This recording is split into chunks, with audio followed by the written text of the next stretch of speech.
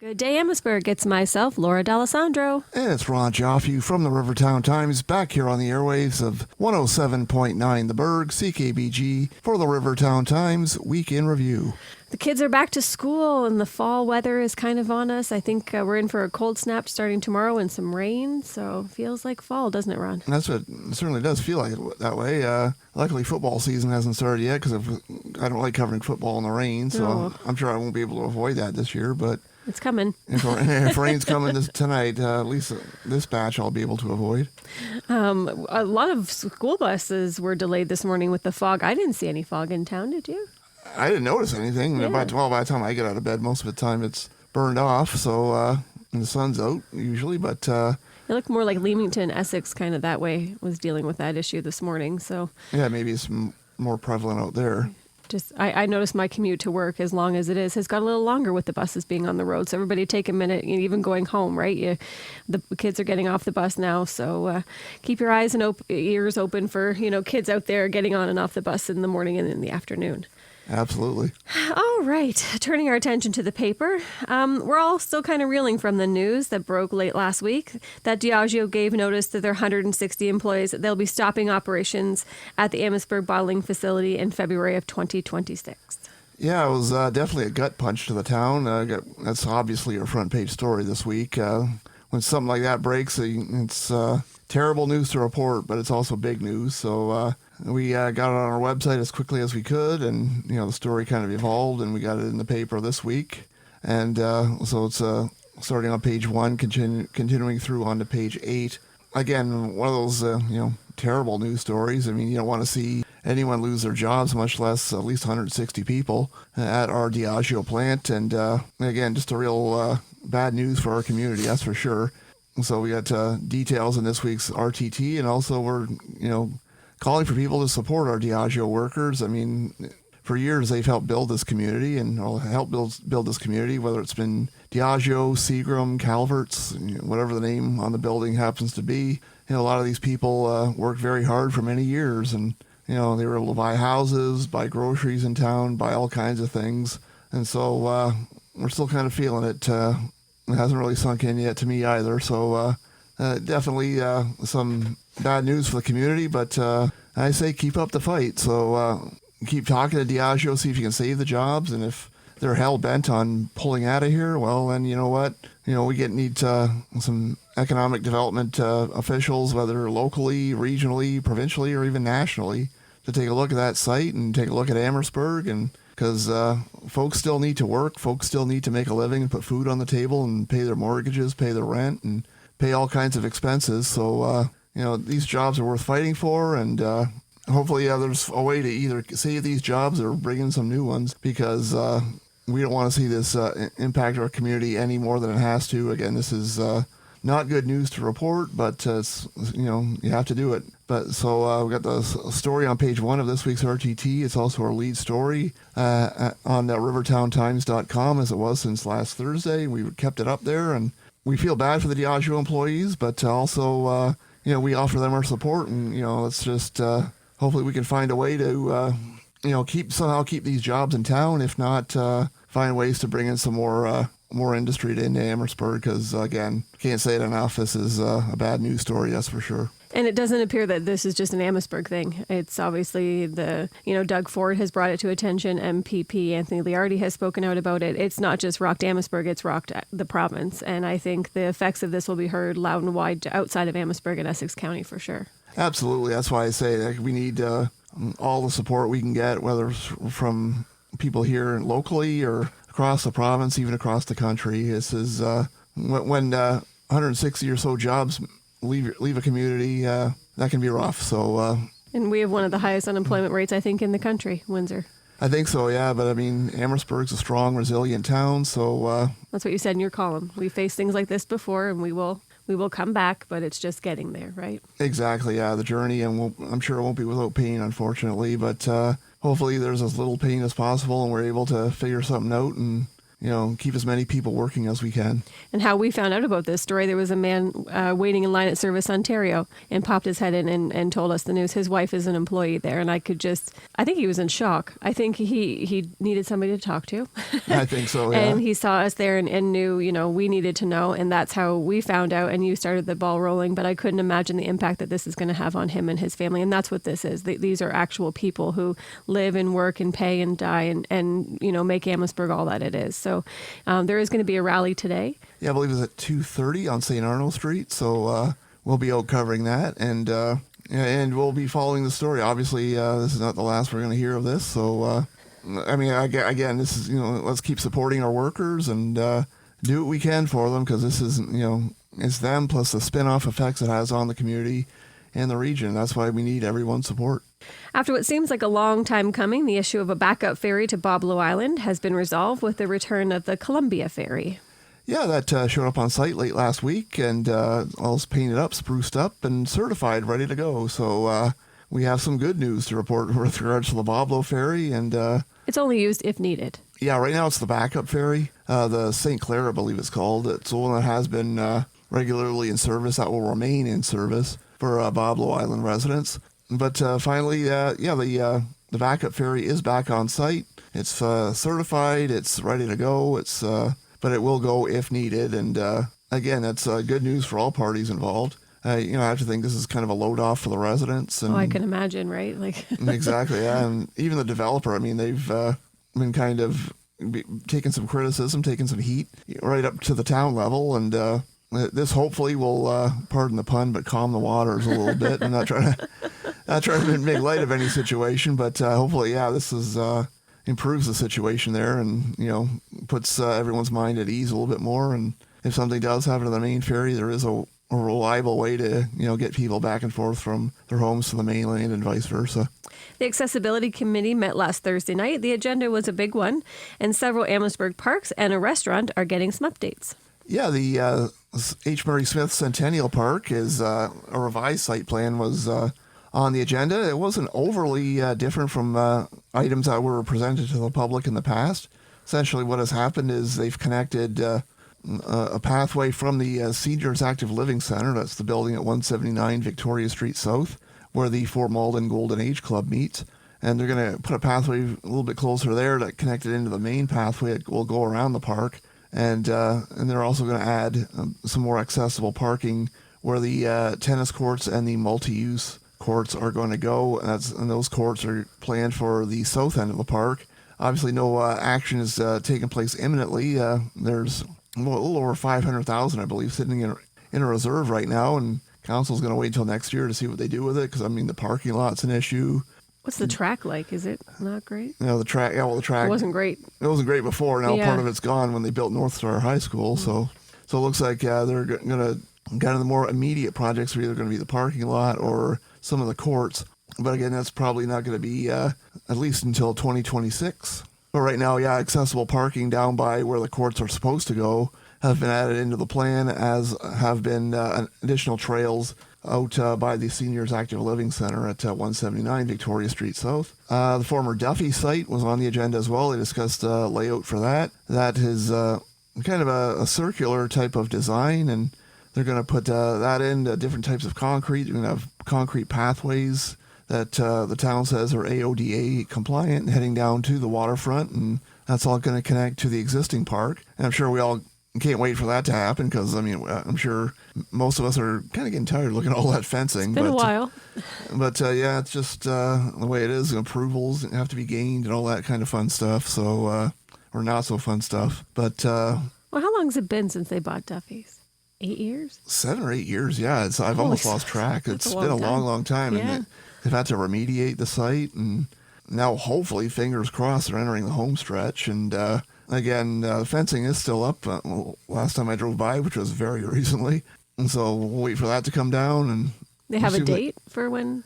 The last I heard was it was supposed to be the third quarter of 2025, so this year. Oh. So if they stick to that timeline, it should be soon. But at least when they get approvals, I don't know about the fencing, because obviously if they then go into a construction phase. Oh heavens!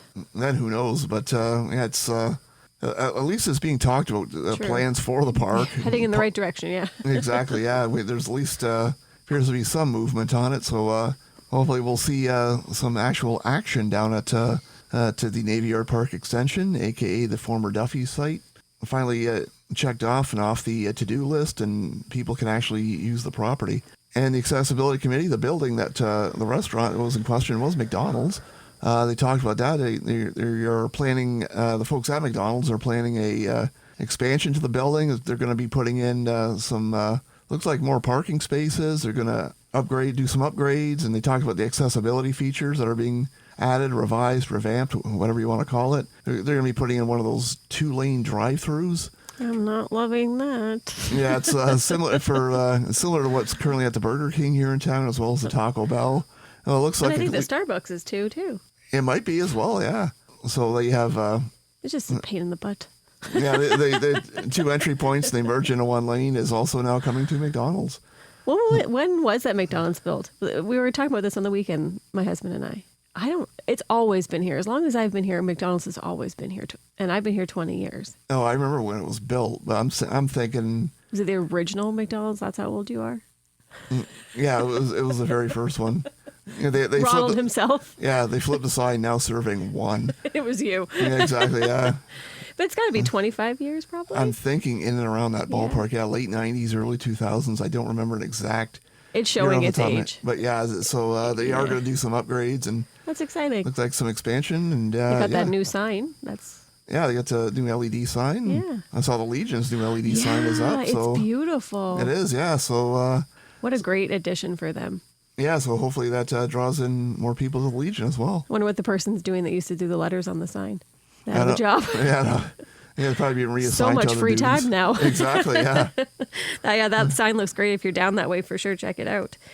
All right, turning our attention, a regional poverty reduction strategy is expanding into Amherstburg with help of the Amherstburg Community Services. Pathway to Potential and their Neighborhoods program are expanding into Amherstburg, and Amherstburg and Leamington are the 2 locations that it's coming into, and it's being administered locally by ACS.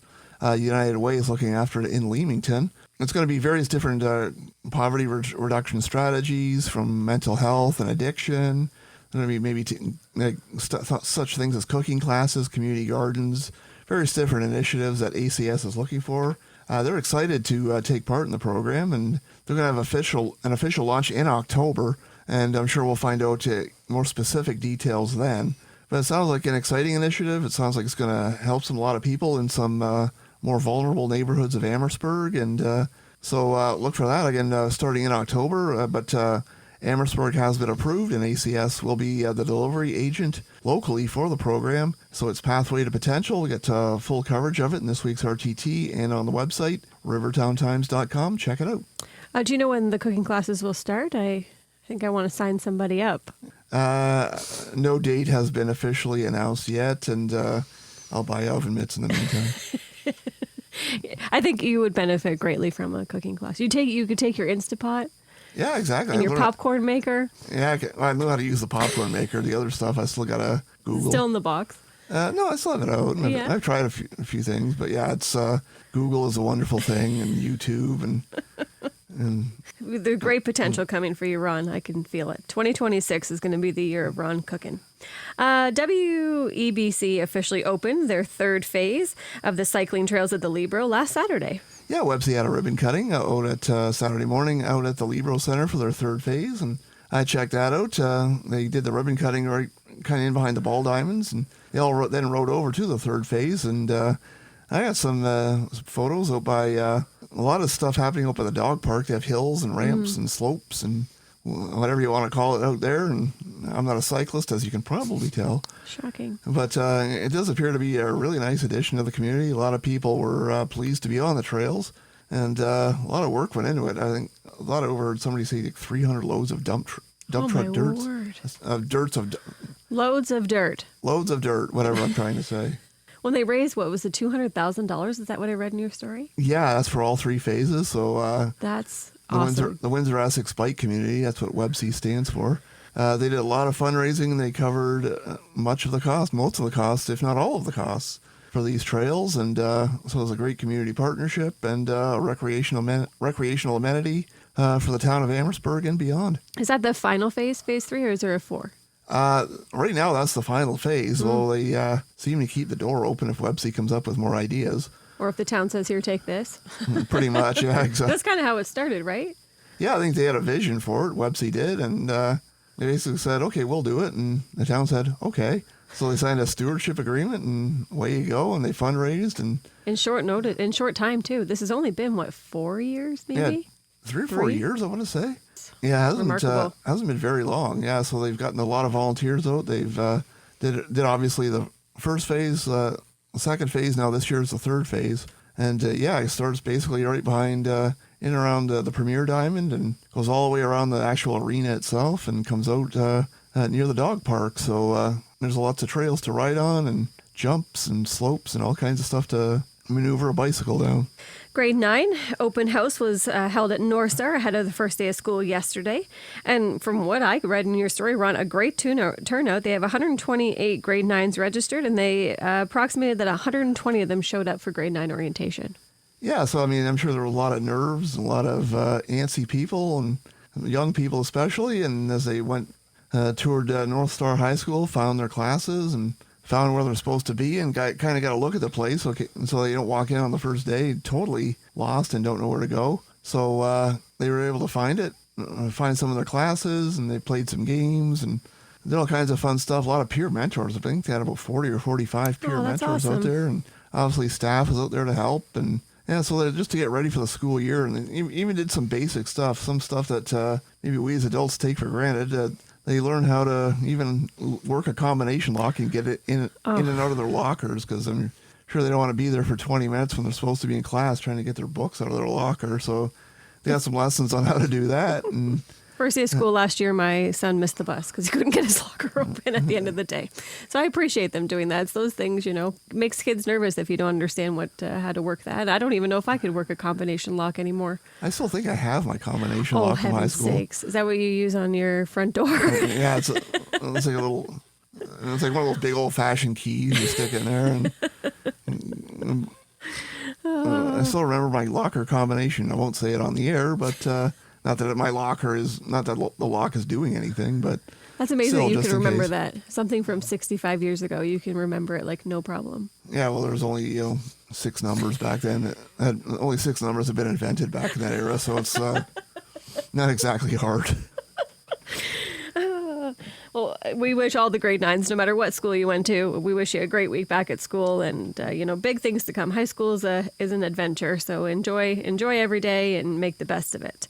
Turning our attention to sports, obviously it must be September because the front page of sports is filling up again, and North Star Wolves football team were back in action last week, practicing for the 2025 season. Training camp well underway at North Star, and the coaches are out there putting in the work with the kids, and they're hoping for a good season. They're looking for a bowl championship. The schedule's not out yet, but they usually play about 6 or 7 games, but they're getting ready for it. And they got a lot of returning players from last year's team. The Wolves went to the runner-ups in the Tier 2 division. And obviously, they'd like to improve on that, but I think they're looking at any bowl championship and looking to get a W in that game, and we'll follow them throughout the course of the 2025 WEXA season. We got lucky last year. All the games were at home. Exactly. I wasn't complaining about that. I mean, I don't think Lightning's going to strike twice, though. Oh, yeah, well. They won't have one home game this year, you watch.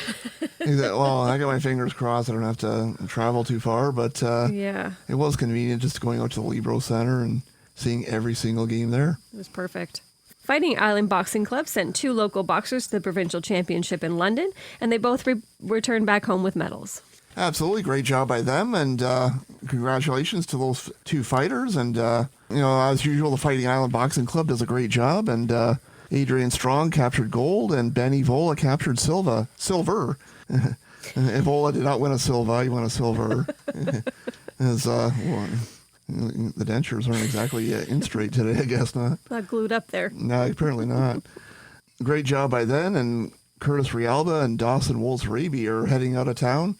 Later this month, they're heading to BC to fight, so local fighters at the Fighting Island Club are doing well, and And you get to see some of those fighters. September 13th, Battle in the Berg returns. That's an outdoor show scheduled for the parking lot at Shooter's Roadhouse. They put up a rather large awning, rather large tent, cover the ring, cover some of the fans, and you'll be able to go out, spend your $25, I believe it is, and get into some good boxing. So I'm sure a lot of these fighters, the two that were in London and the two going to BC, are likely going to be there. That's again September 13th at Shooter's Roadhouse, put on by the Fighting Island Boxing Club, who was based out of the Amherstburg Community Hub. They do a great program. I don't know if you knew this about me, but I did the boxing club program. Yeah. No. Dun, dun, dun. My daughter Kira wanted to do it and wouldn't do it alone, so I went with her. It was me and Kira and a bunch of, 10 to 14-year-old boys. I only threw up once. Oh, just once, okay. Just once. I was incredibly sore for days and days and days after. But to see the amount of commitment that goes in, that Joe puts in and everybody else that volunteers there, it is remarkable. And we're so, so lucky to have it. And he's been involved in that for so long. Oh, exactly, yeah. He had a vision and he brought it to town, and here it is. So good luck to those boys that are going, and congratulations to those that represented Amherstburg so well. Exactly. All right, looking forward to the weekend. Music Off the Back Porch will be this Friday at 5:30. Note the time change. The days are getting a little shorter, so they've changed the time to 5:30. And we were debating back and forth in the office that this could possibly be the last one. Don't hold me to that, but it could. I don't know if they do an October one. But September 5th for sure, Compass Rose and the Bluegrass Bunch performing. And a reminder to bring your own lawn chair. They do have very limited seating, and it's usually just in the form of metal folding chairs. So bring your own lawn chair and check it out. 5:30 this Friday, September 5th, behind the Park House Museum. Last call before fall in LaSalle. That's going to be Friday and Saturday. I think, is that a ticketed event, Ron? You have to get tickets ahead of time. I think you do. I believe so, yeah. Probably check out the town of LaSalle for more details. And Rock to Remember, that's not going to be till the September the 11th. That's put on by the Legion, Branch 157, and proceeds to benefit veterans facing homelessness. Yeah, and the Rock to Remember has some, you'll see some people coming into town carrying some pack, and then they'll be escorted into town. They'll have police. I think fire's supposed to be there. Oh, that's exciting. And they'll be walking into town and escorted in. So if you see something the night of September 11th around 5 p.m. or shortly before, that's what's happening. So make sure you check that out. Where are they walking from? I believe they're coming in from LaSalle, because they're doing various legions around the area. And Royal Canadian Legion, Fort Malden, Branch 157 is one of their stops. So make sure you check that out. And they're having the same night as their weekly chicken dinner. So they're kind of combining the two for that week. Is that a ticketed event? I believe you can just go in and just get your It's in chicken. our community events if you want more. Yeah, it's in the Legion ad this week on page 5 of this week's RTT.